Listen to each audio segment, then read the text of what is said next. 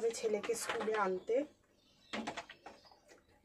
তোমরা ভাবছো আমি এরকম ড্রেস কেন পরেছি? যত খোলামেলা থাকা যায় গরমে, বুঝেছো বন্ধুরা, যতটা খোলামেলা থাকা যায়। চলো তাহলে চাই দিয়ে নিচ্ছি। তো চলো চাই দিয়ে নিচ্ছি। রোজ দিন না আমার চা খেতে গিয়ে চা অর্ধেক পড়ে যাচ্ছে, কি করবো বুঝতে পারছি না।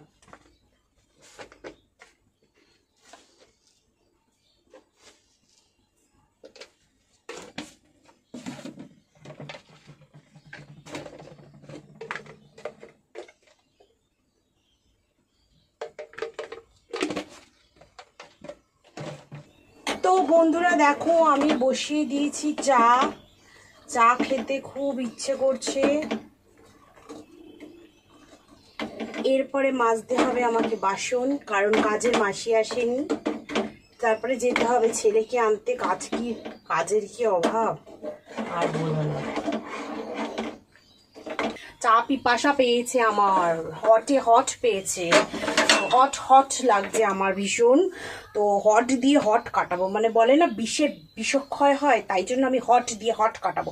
হট লাগছে রান্নাঘরে আমার, মানে কি বলবো 34 ডিগ্রি থেকে 45 ডিগ্রি হয়ে গেছে টেম্পারেচার। আজ যাতে হট না হই, তাই জন্য বিষক্ষয়ের জন্য চাটা করে ফেললাম। এবার চাটা ছেঁকে ফেলবো।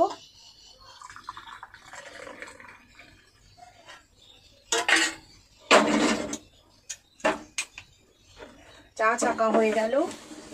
এবার একটু পরিষ্কার করে ফেলবো গ্যাসটাকে।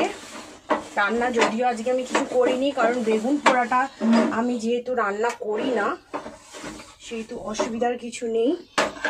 যাই হোক আমার কাজ শেষ। চলো বন্ধুরা তাহলে চাটা খাই।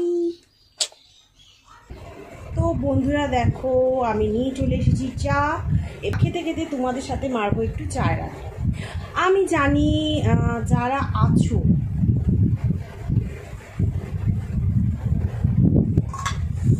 তো বলো তোমরা বন্ধুরা এই গরমে কেমন আছো?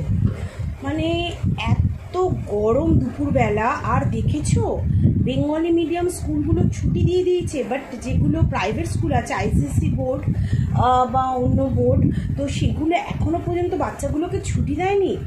ভগবান জানে তাদের মারবে কি না। ভাই আমাদের বাচ্চা কিছু হলে কি তারা দায়িত্ব নেবে? আমি সমস্ত পেরেন্টসদের কাছে এই কথাটা জিজ্ঞেস করছি। এটা করোনার সময় হয়েছিল, হ্যাঁ অনলাইন ক্লাসেস হয়েছিল, বাট স্কুলটা হুম করে খুলে দিয়েছিল যখন আমাদের ভ্যাকসিনেশন কমপ্লিট হয়ে গেছিলো। তো তখন করোনার সময় আমাদের স্কুলটা সবার স্কুলই খুলে দেওয়া হলো, বাট বাচ্চাদের কিন্তু ভ্যাকসিনেশন তখনও হয়নি। প্রচুর বাচ্চা কিন্তু ছোটোখাটো বলতে গেলে করোনা হয়েছিল। আমার ছেলে যেমন ওমিক্রন হয়েছিল, তার রিপোর্টও আমার আছে। তো এগুলো কে দেখবে? তার দায় কে নেবে? আমাদেরই তো নিতে হবে না। বাট আমরা স্কুল বন্ধ করতে পারবো না, কারণ স্কুল বন্ধ করলে পার্সেন্টেজ যদি না থাকে তো গেট আউট। তো সেই স্কুল কর্তৃপক্ষ বা সরকারের ভেবে দেখা উচিত যেরকমভাবে বাংলা মিডিয়াম বন্ধ করেছে সেরকমভাবে আমাদের ইংলিশ মিডিয়ামগুলো কিন্তু এই বাচ্চাগুলো, এই ছোটো ছোটো বাচ্চাগুলোর মুখের দিকে তাকিয়ে বন্ধ করা উচিত। এদিকে আমাদের বলা হচ্ছে 11টা থেকে 3টে পর্যন্ত, বিভিন্ন জায়গায় ভাইরাল হচ্ছে এটা যে 11টা থেকে 3টে পর্যন্ত ঘর থেকে না বেরোতে হিটস্ট্রোকের সম্ভাবনা থাকে।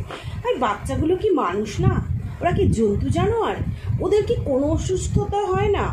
ধরুন যারা এসির থেকে বেরিয়ে আবার ধরুন টিফিন পিরিয়ডে খেলা করছে আবার উঠছে এসি রুমে, তো এতে তো ওদের আরও ঠান্ডা লেগে যাচ্ছে।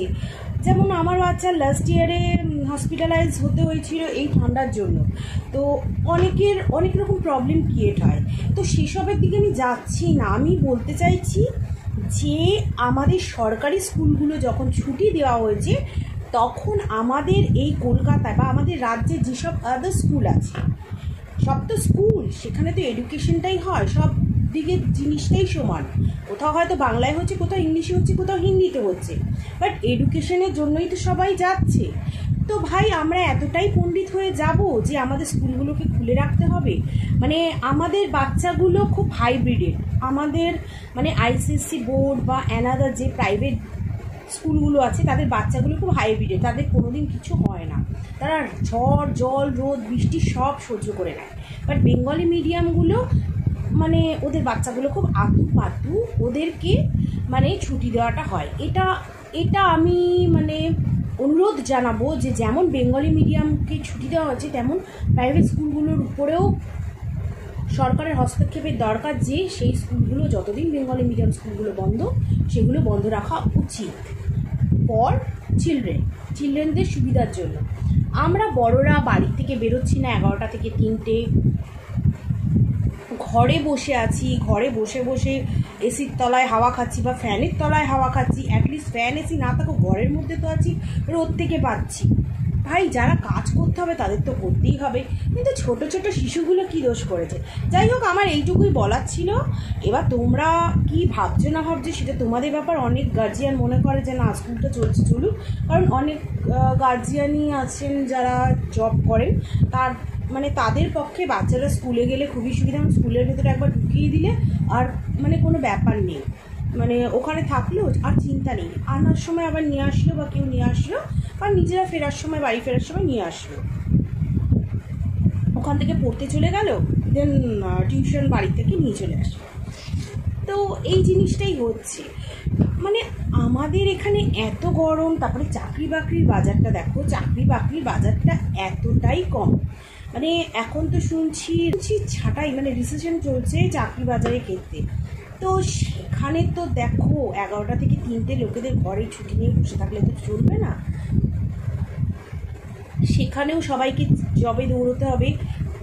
আজকাল তোমরা কি দেখেছো ম্যাক্সিমাম অল্প বয়সীদের হিট স্ট্রোক হচ্ছে, নয় স্ট্রোকে তারা মারা যাচ্ছে।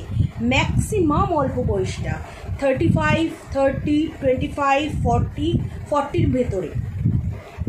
বয়স্করা ঠিক আছে, কারণ কেন, তারা যেহেতু ঘরে থাকে তাদের কোনো প্রেশার নেই, চাকরির ঝামেলা নেই, রোদের প্রেশার নেই, যার জন্য তারা সুস্থ সবল থাকে। কিন্তু যারা আমাদের মানে কি বলবো, আমাদের যারা 35 বা 40 পর্যন্ত যে জেনারেশনটা আছে, তাদের যেহেতু কাজে বেরোতেই হবে, যেহেতু মানে কোম্পানিকে তার যেটা মানে যে টার্গেটটা দিয়েছে সেটা ফুলফিল করতেই হবে। সে ঝড় জল রোদে হিটস্ট্রোক হয়ে মরে যাক, তাদের সংসার ভেসে যাক, বাচ্চা কাচ্চা চুল হয়ে যাক, কিন্তু তাদের জবে যেতেই হবে।